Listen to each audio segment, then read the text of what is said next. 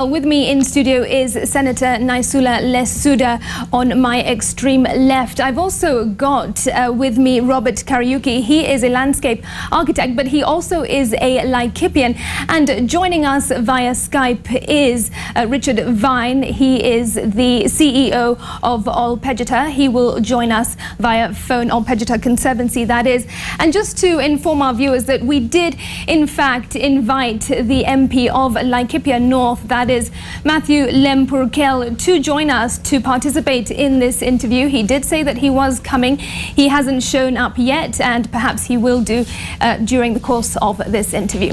All right, Senator, a very warm welcome to you, and also Robert, to you as well. Now, let us start with the fact that the MP of Laikipia North is not with us right now. He's not here to defend himself or to say whatever he may need to say, but he has argued throughout that him being put behind bars and the entire Laikipia issue is political. Senator, do you agree with that? Thank you, Symmetry. What I could say first is that I cannot speak for, that question would have directly gone to the Member of Parliament who you invited, and he confirmed that he was going to be here. But I am here to discuss the issues surrounding Laikipia, on issues that for a long time have continued to cause this turmoil. I hope this conversation was actually happening a few months ago. First and foremost, I would like to pass my condolences to the family of Tristan, who was shot at the ranch. And having said that, I think we have limited time, so it is important that we go directly to the points that are affecting Laikipia and the environs in terms of conflict that has been going on. And in my perspective, there are 5 issues. There are 5 issues that we have to look at. One of them is the communities. The communities that reside in Laikipia, the communities that live around Laikipia, so communities in general. The second aspect is the security officials or security officers who ensure that there is law and order in Laikipia and its environs. The third perspective that we have to look at are the ranchers or the landowners. We have to look at that perspective. The fourth perspective are the politicians, us, the politicians and the politics around it. And the fifth perspective is the media. But depending on which side of that you're seated on, you will always look at this issue on that lens. But we have to have an honest conversation as a country on the 5 perspectives and to see how we can be able to resolve the issue in not only Laikipia, but generally in pastoral communities, to see that we actually have law and order and also peace for the communities that live there. Well, you mentioned those 5 points, and going back to my first question, is this political? Because many leaders, including yourself as an MP of, I beg your pardon, as a senator of Samburu, and various other leaders have been accused of politicizing this for political gain. And you mentioned in your 5 points that politics is one of the issues. Sabitri, I'll say this. Honestly, we are, of course, politics might or would have, and for me, I would say leadership can have consequences on the issues of the people that we lead. Yes, it can. But you see, we always look at the political side of it more than often and forget the most fundamental, which is the communities also. So the politics of it and the politicians and the leadership is one aspect of it. But you see, we keep forgetting the other 4, and that is why we will continue to have this conversation over time. We'll come to those points in just a minute. Robert, your perspective of this, you are a Laikipian. We have seen turmoil, violence in your county. What is your view? Thanks for having me. My view is that one thing I would like to say, I'm not here as a politician, and I'm not going to go on that polemic that deals with politics of Laikipia. My interest is I'm a Laikipian. My family has lived there for close to over 100 years. It makes me completely Laikipian. Yeah. Now, the thing is, we are a very multicultural society. We have several different ethnic groups and communities that live there. My particular interest really would be to say we need to have a situation whereby people can live harmoniously. There must be an interest in sanctity of life, property, and use of resources in an equalized, equitable manner. Right. There lies, of course, a dichotomy, because there is the pastoralists, there is sedentary people. We have a population of European Kenyans or British Kenyans, and they also are entitled to land, property, and its sanctity. However, I want to clearly say that the highest office of this country is dealing with this issue currently. I'm aware it is a longer and older problem, but and it has existed. We must be clear about that. But I believe that the highest office has been dealing with this. And when I talk about the highest office, the president himself was in Laikipia. Yeah. And he pointed out that he wanted to create that aspect of harmony. All right, well, let me just interrupt you and bring in Richard Vine here. You talk about harmony. Richard Vine, the CEO of Olpejeta Conservancy, joined us on phone. Richard, you know, my guests speak about the importance of harmony. In your view, really, what has the relationship between ranchers and pastoralists in that area been over the years? Good evening. I think that the thing that people need to realize is that a lot of the ranching community here have spent good parts of their lives making sure that their neighbors are accommodated as far as it's possible to do, particularly from a land carrying, livestock carrying perspective. I think the issue actually that we need to be discussing is much more one of land use than it is of land ownership and the politics that surround that. The truth of the matter is that large parts of northern Kenya are now so heavily degraded as a result of poor management practice and unsustainable livestock stocking, that they, even if they were left alone completely today, they would take several years, if at all, to recover. So what we're seeing is people being squeezed into areas which have been sustainably managed for a long period of time.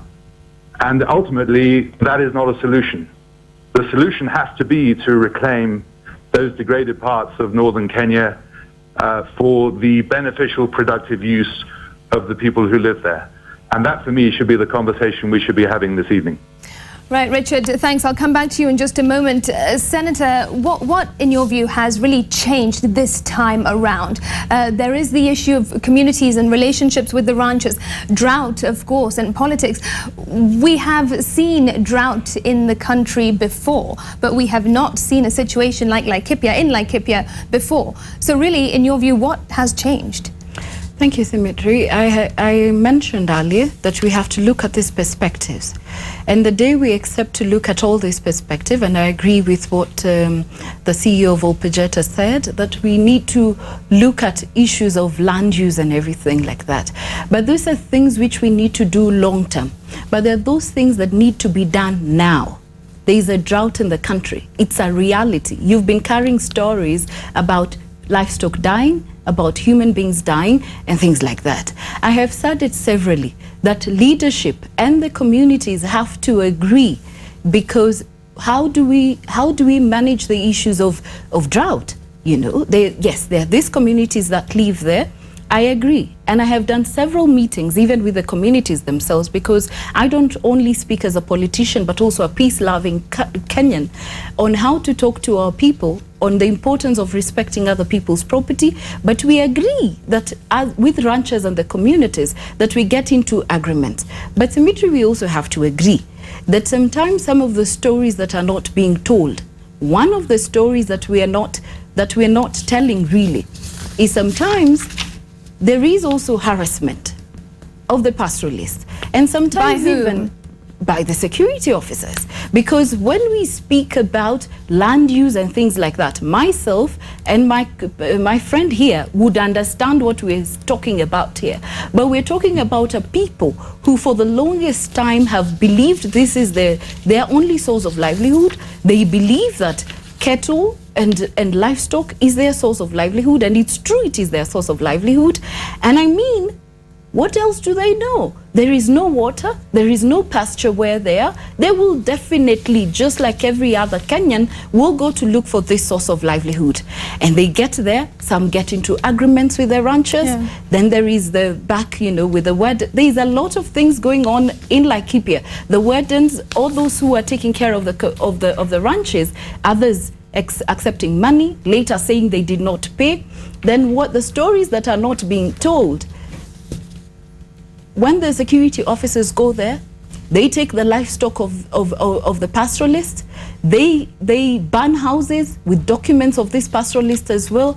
They kill mothers and children in these homes. Those are the stories also which are not being told. And I have said, because I have dealt with peace, even in Laikipia itself, between two very warring communities, the Samburu and Pokot. And we have said for the longest time, allow us to have dialogue, allow us to also talk to the communities. I agree, there are criminals in every community, the same way there are criminals there are criminals in every community. Right. Even in Nairobi, we have criminals, but we have never generalized that a whole population are criminals or a whole community are criminals. I am accepting that there are people who are criminals in various parts of the country. Right. But I want to say that, Dimitri, really, we have security apparatus. They have monitoring systems to monitor how these things are going. But generally, even how we cover the stories and how we do it and say Samburus, we say Pokots, we say Turkanas, we say everything. Aren't we alienating these communities as well out of this, out of the discussions and the discourse of this country? Let me bring in Robert here. Go ahead, you. Yeah, I think it's important for us to look at certain aspects where we are talking about sanctity of property. I think we need to look at when somebody is shot and killed, there is a value. That value is intrinsic. It cannot be put in a monetary sense because humans are valuable. And when you look at the number of people that have died over, maybe call it over 20 years or so, it is not tenable. And it does not matter. And you must, Senator, you must agree with me that every human being is as valuable as the other. True. And part of the rule of law demands that law protects you from the other fellow. That is, law is there to take away some of your freedoms so that you can be able to coexist. But when individuals take on an above the law sort of position and decide, I can come and take your dress and walk away, it's okay, without having borrowed it, you just walk in. Those are issues. Like I said, I'm not a politician. I'm not interested in political issues because already we have over 1,000 personnel dealing with the idea of bringing peace.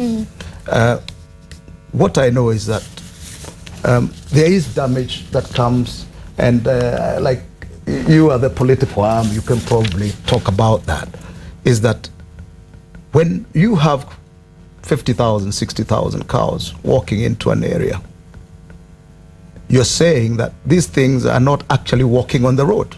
Like cars, they are going through people's farms. They have smallholders. Forget about the large landowners. Because the small landowners, I think, is important, have a story to tell too. Most definitely. Well, Richard, let me just bring Richard in again. Richard, CEO of Olpejida. All right, we seem to have lost Richard on the line there. We'll try get back to him. I wanted to say this. Go ahead.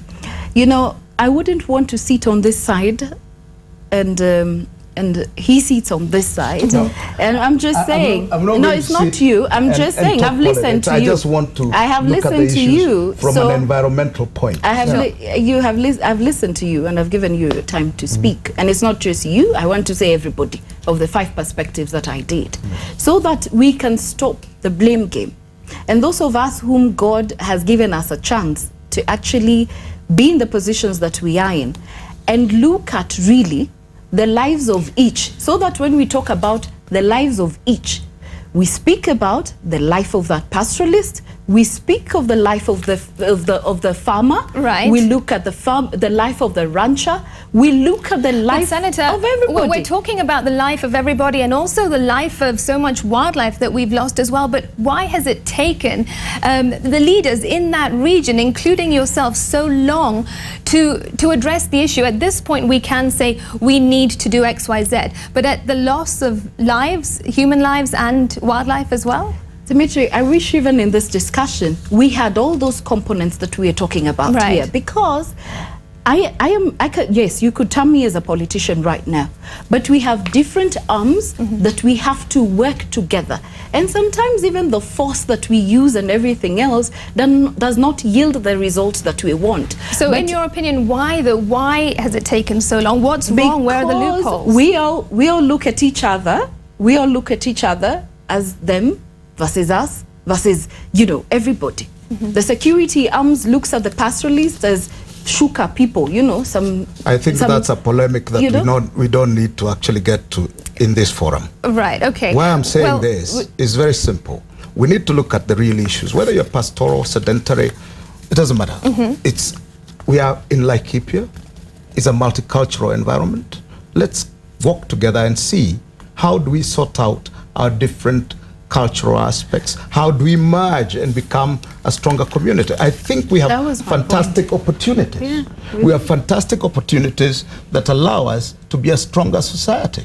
I think diversity is a great thing to have. All right, well, I'm afraid we're running out of time, and clearly an issue like this is extremely sensitive and requires a lot more time to discuss, and we will keep up this conversation, but just very briefly, because I am out of time, your final comments really on the way forward, Senator. My way forward would be this. We're going into a political time, where all these issues, when they merge with politics, it becomes more detrimental, and not to anybody else, but for me, for the communities.